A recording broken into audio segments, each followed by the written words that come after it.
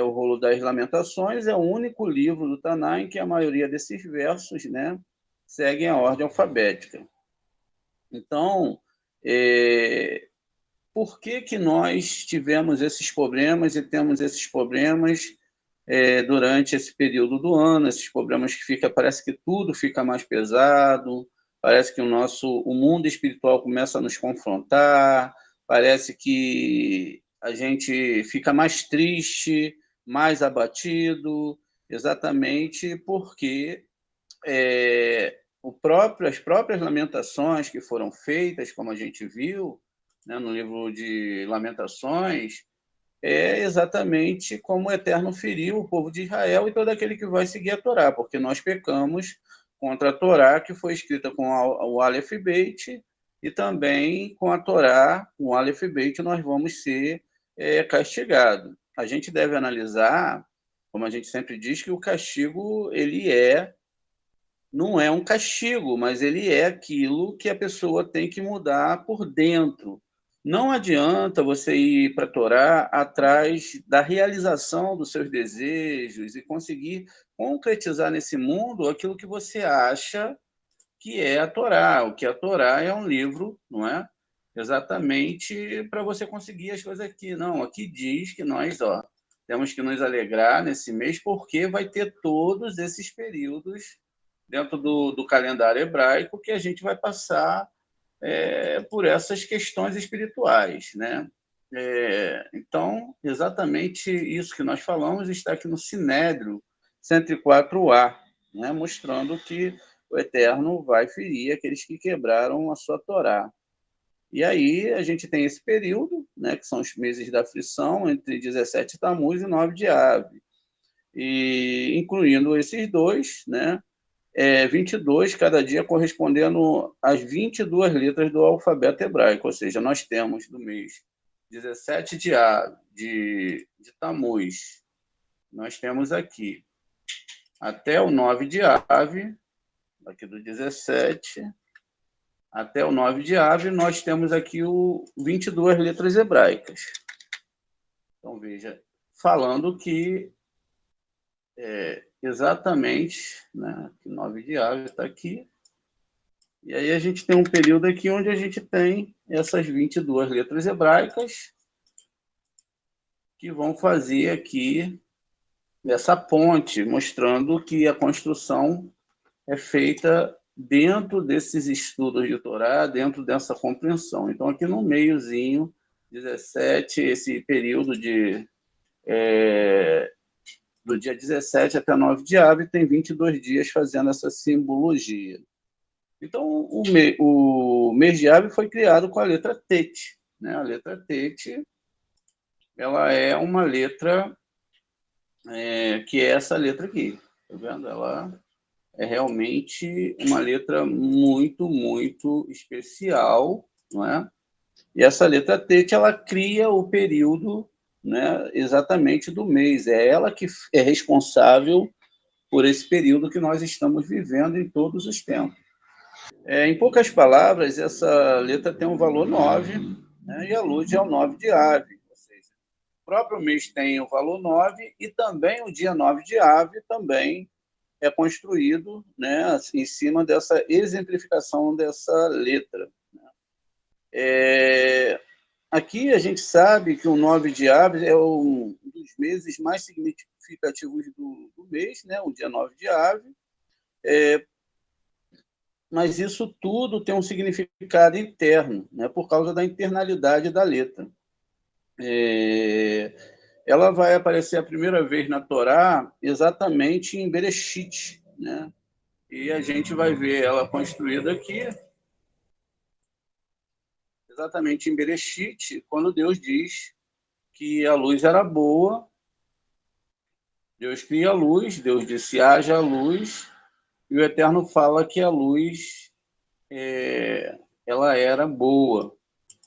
E Deus viu, tá vendo que a luz era boa.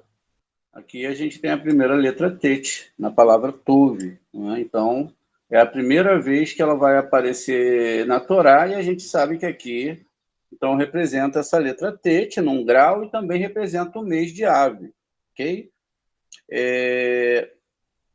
Então, a gente vê que essa palavra bom, que Deus falou que a luz era boa, a luz não é uma luz natural que a gente acende, etc., não é um processo químico, mas é um processo interno daqueles que descobrem a Torá e chegam a esses níveis superiores. Então, a letra Tov, ela é muito boa porque ela começa a palavra Tov, né? O Talmud afirma que aquele que sonha com essa letra é um bom presságio, porque a sua primeira aparição na Torá é na palavra bom. Então, se você vê num sonho essa letra se apresenta para você, isso significa uma coisa muito boa.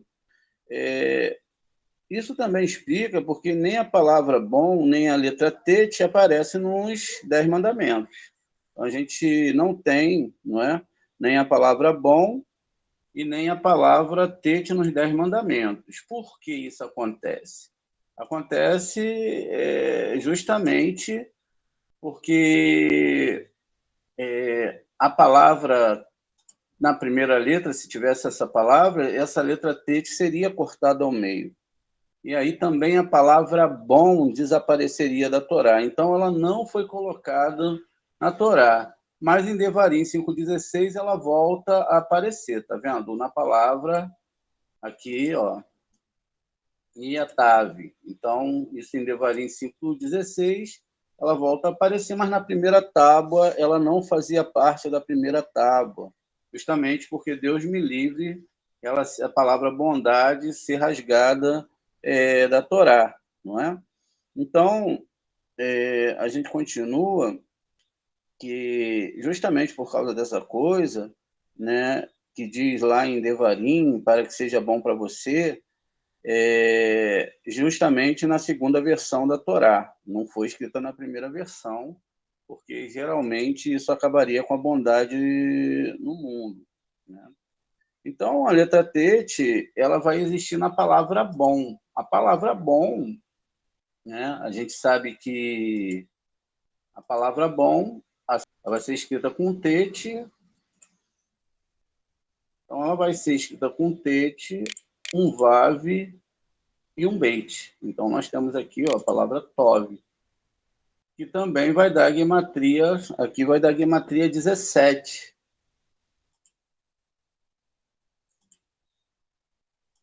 Então, a gente tem aqui um próprio Tet, que vale 9, um Vav que vale 6, mas o Bet que vale exatamente 2. Então, vai dar, não é? Vai dar 17. O número que vai dar, que a palavra Tov tem gematria 17. Então, 17 de Tammuz, a gente sabe também, tem essa gematria Tov, não é? E aqui existe um grande segredo que a gente vai descobrir durante a aula. Assim, é bastante surpreendente que o mês de Ave seja o mês que foi criado com a letra Tet, que é a letra boa, porque no dia 9 de Ave ocorrem os eventos mais graves da história do povo judeu. Então, vamos ver aqui o que aconteceu no 9 de Ave. Ó. A destruição de ambos os templos e muitas outras tristezas e problemas, mesmo alguns que ocorreram em nossa geração atual. Tudo está quebrado e destruído como o primeiro conjunto de taubas, já que foram quebradas no dia 17 de Tammuz. E o que pode haver de bom nisso, não é? Então, a gente sabe que realmente, nesse momento, é quando o Eterno desconstrói, não é? Tudo aquilo que a gente tem dentro de nós para construir um novo ano e uma nova Torá, né? Mas existe uma bondade escondida dentro disso. A explicação está escondida dentro de uma expressão do próprio Zohar. Sua bondade está escondida dentro dele, e este é o significado da forma Tet, que se assemelha a um vaso voltado, né? Ele volta para dentro, que parece estar apontando para um ponto oculto dentro. Este é o ponto oculto da bondade, que devemos nos tornar dignos para revelar. Veja, então, quando nós temos aqui a letra Tav, parece que ela está apontando, não é como um vaso, olha, ela aponta para dentro dela, tá vendo? Ó? Como se alguma coisa aqui dentro nós pudéssemos encontrar para que a gente pudesse ter esse mérito de chegar até essa luz. Essa luz ela é meritória e só vão descobrir essas luzes aqueles que estudam a Torá e que conseguem avançar nesses mundos espirituais. Veja, é um segredo incrível. Muito bem. Então, tem alguma coisa muito boa escondida ali dentro, né? Então, a gente vai precisar de um talento especial para poder entregá-lo aqui, e assim chegamos ao talento espiritual da alma, que está associado à ave. Aqui, geralmente, está falando da questão da audição. Isso contrasta com o mês de Tamuz, porque, como Tamuz ele é representado pela visão, aquilo que você deve estacionar ou dar férias para os seus olhos, né? Então, aqui a gente tem a questão da audição, que contrasta com o mês de Tamuz, que precede que está associado lá, como eu disse, o mês da visão. Além disso, as 12 tribos associadas ao mês de Ave vai ser a tribo de Shimon. Não é? Então, a tribo de Shimon ela vai estar associada exatamente, não é, a essa... Deixa eu ver se está mais aqui embaixo. Exatamente. Então, a tribo de Shimon ela está associada porque aqui está ligado à questão do próprio nome de Shimon, não é? Onde está escrito a palavra Shema, não é? Ou seja, ouça. A palavra Shema é ouça, né? Não é veja. Mas, ao mesmo tempo que fala em ouvir, também tem o Ain, que representa a visão, né? O nervo óptico. Então, ouça e veja. Essa é a questão. Isso acontece justamente no nascimento de Shimeão. Vamos ver aqui em Gênesis 29, 33. Então diz aqui, ela concebeu novamente, deu à luz um filho e declarou, isto é porque Adonai ouviu, não é? Que eu não era amado e me deu este também. Então ela chamou Shimeon. Então veja, a palavra Shema está aqui envolvida, não é? Justamente na questão aqui e aqui em cima. Ó. Nós temos duas vezes, ele ouviu, né? Mas isso está ligado ao Shema. Ó. Shema, então Adonai, quem ouviu foi Adonai, e ele viu essa questão. Então, é o momento da gente fazer o Shema muito forte. Exatamente quando nós olhamos para algo e não temos dúvidas sobre a sua autenticidade, nos tornamos testemunhas oculares para perceber instantaneamente a essência desse assunto, né? Como enfatizado no êxodo do Egito e na entrega da Torá, da qual a Torá diz, você viu, e nos mostrou para que possamos saber. Então, isso exatamente é dado que a Torá ela foi dada justamente para que as pessoas pudessem absorver essa Torá e para que elas pudessem saber dessa Torá. Então, nesse primeiro momento, no mês de Ave, não é, que a gente vê não só uma questão muito profunda que nós temos que aprender, a gente também entende, não é, que é um momento de preparação espiritual, né, para que a gente possa escutar através desse eco distante ou tão próximo como nós queiramos botar esses movimentos das ondas sonoras que vai atingir os nossos tímpanos com o Shema, com toda a volta que nós temos que fazer para a Torá, com o entendimento que nós temos que ter e nos envolver com essa Torá. Então, a gente tem que perceber dentro disso, né, que esses sons, eles no futuro gerarão algo concreto, algo que nós possamos ver. Na verdade, o Talmud afirma que a audição não deve ser maior do que a visão. No entanto, a letra Tet da palavra bom aparece no contexto da visão, né? E Deus viu que a luz era boa, e os sábios explicam que o Todo-Poderoso viu que o mundo não merecia tamanha luz, portanto, ele parou e o cobriu. Isso prova que a verdadeira bondade da letra Tet está oculta e não podemos mais ser vista, portanto, só podemos ouvir sobre isso. Ou seja, esse segredo, essa luz oculta, ela foi preparada para os sábios no futuro, né? Dentro do futuro. Então, quando tudo está claro e revelado, podemos ver a letra, né, boa, com luz, né, como durante a Idade de Ouro, quando a Torá foi dada. Então, dentro desse contexto, a gente viu que a letra Tet ela tem algo muito especial. A gente também pode perceber, dentro da Torá, que as letras hebraicas, elas não só são letras hebraicas, mas também elas são não criadoras, mas instrumentos que criaram alguns aspectos dentro do ano. A gente vai ver aqui as letras verdes, olha, são todas letras simples. Essas letras simples, né, o Lamed também aqui que está separado, o Nun, o Sami, o Ain, o Tsad, o Kuf, que é o último mês, eles são, como eu disse agora, meses, olha, eles representam os meses. E 6 desses meses, eles estão plenamente juntos, começando de Nissan, Iá, Sivan, Tammuz, Ave e o mês de Tevet, justamente formando uma lógica e uma ligação dentro desse mês de Tevet. Então, aqui, 6 meses judaicos plenamente juntos através das letras hebraicas, tendo uma sequência, ou seja, Re, Vav, Zain, Het, Tet e Yud. Então, dentro desse conceito, a gente vê que a Torá é muito bem organizada e que ela segue esse parâmetro, né, justamente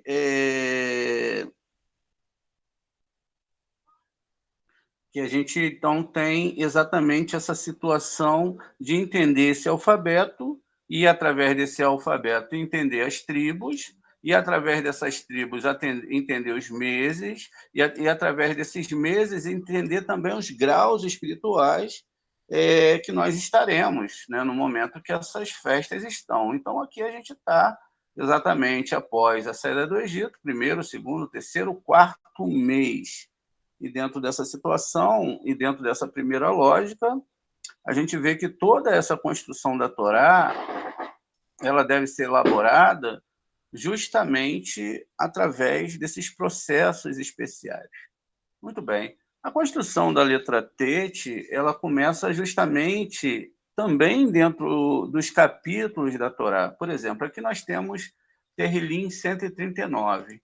E aqui nós temos a descrição do Terrilim 139, numericamente falando. Né? A gente tem um apóstrofo aqui em cima, e aí a gente sabe que aqui nós temos 100 com 30, com a letra Tet, que é 9. A ideia que nós temos aqui está no versículo 4 do Terrilim. Vamos dar uma olhada aqui. Essa conotação da letra Tet, ela se envolve também no nosso desenvolvimento dentro da Torá e também dentro das nossas argumentações internas. Muitas vezes, e eu falava isso ontem na aula, que as pessoas às vezes querem usar as letras hebraicas como vara mágica. Agora você perceba algo. Se a pessoa não mudou internamente, como que o castigo pode sair dela se o castigo é aquilo que vai ser a alavanca ou vai ser a mola propulsora para que ela saia daquele erro e então, depois de sair daquele erro, se ela não cometeu, né, um pecado que vai gerar nela um sofrimento para o resto da vida, ou seja, ela não construiu um golem, que é esse pecado, então ela pode sair desse problema que ela está. Só que isso não tem nada a ver com as questões financeiras, questões de saúde, porque senão todo mundo que se convertesse a Torá, ninguém ficaria doente, principalmente o Ari, que morreu com 38 anos de idade. Então, essa força que está se falando dentro da Torá, essa questão que está falando dentro da Torá, nas questões de reencarnações. Então, aqueles que conseguem corrigir os seus processos de reencarnações, aqueles que conseguem chegar no próximo passo, através da Torá, eles sabem que passarão por essa maceração. Eles sabem que eles estão no processo de achar essa luz interna que ainda não se conseguiu achar. Justamente porque vira e mexe nós estamos lutando contra essa questão de receber para nós mesmos, o que é muito natural, porque o Eterno nos fez assim. O desejo dele nos fazer assim é porque ele queria criar filhos ideológicos, filhos que desejassem estudar essa Torá e também fossem doadores como ele é doador. E quando você é doador, a questão é que você doa luz, você doa a Torá, você tem um sentimento verdadeiro dentro de você, inabalável, e que só vai ser usado, não é, para defender a Torá, Porque se você defende a Torá, você está defendendo todo o mundo, todo o universo. E se você defende também a Torá e você estuda a Torá, você se torna um alicerce forte dentro da sua comunidade, independente de como seja a comunidade. Você é um ponto de luz dentro da comunidade que você mora. E você é um responsável espiritual sem que as pessoas precisem saber que você é esse responsável espiritual. Você não precisa ligar microfones, caixas acústicas, cantar músicas no último volume, etc. Não. Quando a Torá foi dada, não existia nada disso. As pessoas, elas mudavam a sua interioridade e agora, com essa força espiritual de Torá que ela tem dentro dela, ela pode amar mais profundamente as pessoas e ela pode atrair mais luz para esse mundo. Essa é a verdadeira doação.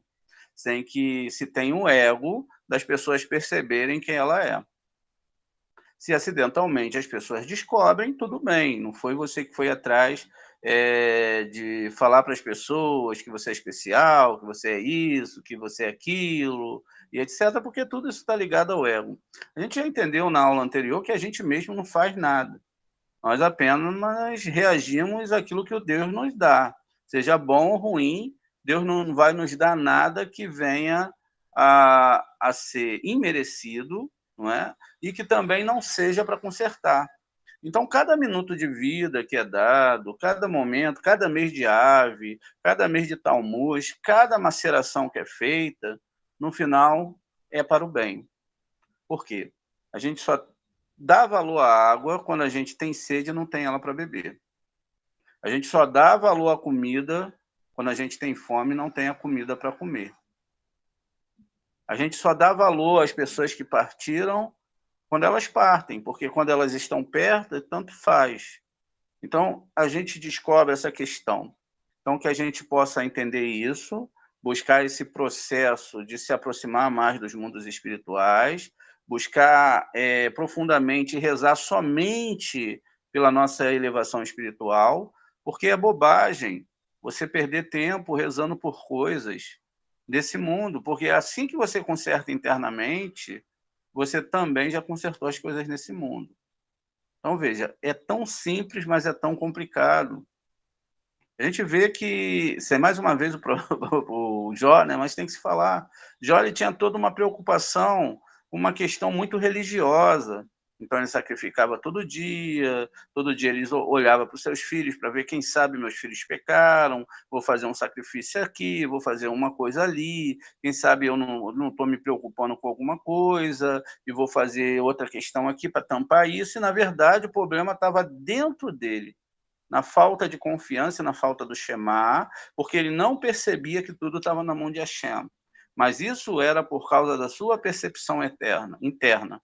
Quando você percebe que tudo está na mão de Hashem e que nada pode acontecer sem a permissão dele, e aquilo que ele também permite não pode deixar de acontecer, não é segundo o que eu acho, mas é segundo aquilo que ele quer, então as coisas vão acontecer sempre com a bondade que ele quer, e ainda que a nossa visão, não é a nossa visão do mundo físico, que não tem nada a ver com o mundo espiritual, possam ver as coisas de uma forma diferente, no final a gente sempre tem a história aqui, ó, do Ganzu Letová, né? Tudo é para o bem. Tudo é para o bem. Tudo, quando diz que tudo é para o bem, não quer dizer que tudo é bom, não é? Não está dizendo que tudo é bom, está falando que tudo é para o bem, que tudo que vai acontecer na minha caminhada é para o bem. Eu não entendo o processo. É difícil, porque as pessoas estão ligadas no mundo físico, mas tudo é para o bem.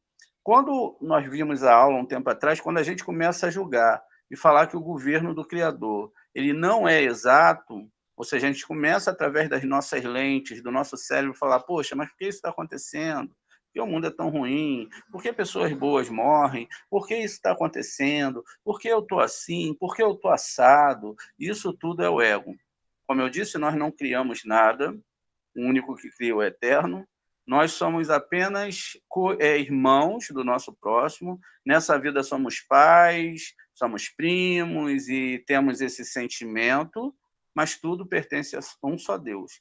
Ele que criou, nós não criamos nada, nós só fomos, né, para os nossos pais, nós fomos a semente deles, para os nossos filhos, nós plantamos essas sementes, para os nossos irmãos, nós dividimos o útero da nossa mãe, para os primos, só temos a biologia que é dividida, e assim não é. Mas tudo isso não está dentro do contexto do que a Cabala realmente está querendo falar. A Cabala está querendo falar realmente que todos nós somos um e todos nós estamos aqui só por uma coisa, para consertar as nossas almas. Quando nós buscamos argumentações internas, argumentações dentro da palavra de outros homens, faça isso, faça aquilo, que isso vai melhorar, aquilo vai melhorar, já estragou toda a Kabbalah, já estragou todo o Shema, já estragou tudo dentro da Torá.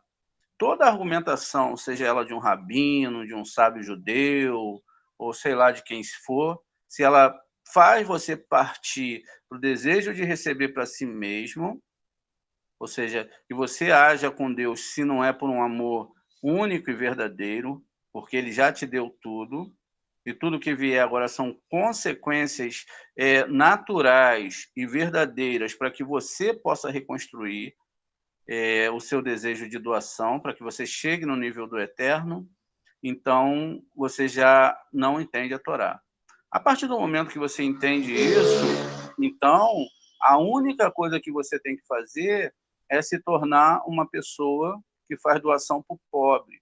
O pobre é esse desejo de receber que está dentro de você, que não foi consertado ainda, que precisa de estudo de Kabbalah, precisa ser alimentado com rezas sinceras, precisa ser alimentado com estudos de madrugada, precisa ser alimentado com estudos de hebraico, e tudo isso faz parte.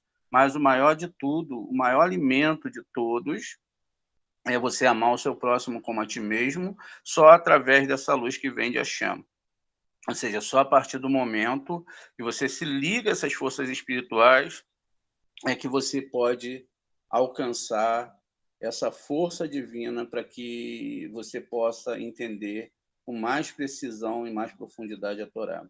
É um terlim muito forte, e diz que Deus sabe quando a gente se levanta, Ele sabe os nossos pensamentos, Ele observa o nosso andar e conhece todos os nossos caminhos. Não há palavra em minha língua que Deus não conheça bem, não é? E diz aqui, você me protege antes e atrás, você coloca a sua mão sobre mim. Então, é essa parte aqui que a gente pega, ou seja, é a Hashem que te protege por trás, pela frente, por dentro, por todos os lugares que a gente nem imagina, toda a proteção vem dele. Então, é nessa força desse Terlim 189 que nós devemos avançar. Não é? E aí, aqui nessa construção, nós temos a letra Kuf. A letra Kuf é a letra que está envolvida, como a gente vai ver, no Nerdarkik, que alimenta todas as forças impuras, que estão prontas para atacar o homem quando ele peca. Veja, a questão aqui é que ele só é atacado se ele constrói esse pecado. Inclusive, o próprio lado negativo, ele usa o próprio combustível do erro do homem para avançar até os céus, e lá ele então acusa o homem e ele então pode receber o direito de atacar esse homem. Então, veja, a letra Kuf ela vai sofrendo uma transformação. A parte que era inferior aqui, que estava ligado à sua perna, então ela começa a descer, como aqui no Lamed, o Kuf já é a perna mais embaixo, o Lamed vai descer, vai descer essa perna, mas só que antes dele chegar no processo do Kuf, que a perna está embaixo, ele vai formar a letra, a letra Tet. Veja, então, basta a gente dar uma inclinadinha aqui na letra, chegar ela para o lado, e a gente tem uma letra Tet, Um pouquinho diferente o desenho, mas dá para entender. Veja, então, dentro dessa letra Tet, a gente também tem que o Tet também é o próprio tetagrama sagrado, mas num nível onde agora a luz fica mais protegida, ou seja, somente aquele que consegue chegar a esse nível de entendimento vai entender qual é o processo que se faz dentro disso para se compreender o que acontece, né, nesse mês, para que a gente possa entender profundamente essa questão da letra Tate. Então, veja, a primeira questão que a gente discutiu na outra aula foi justamente sobre alimentar o pobre. E o pobre miserável somos nós que não chegamos dentro desse processo interno, onde ainda a vontade de receber é maior do que a vontade de doar, nos seus 613 graus.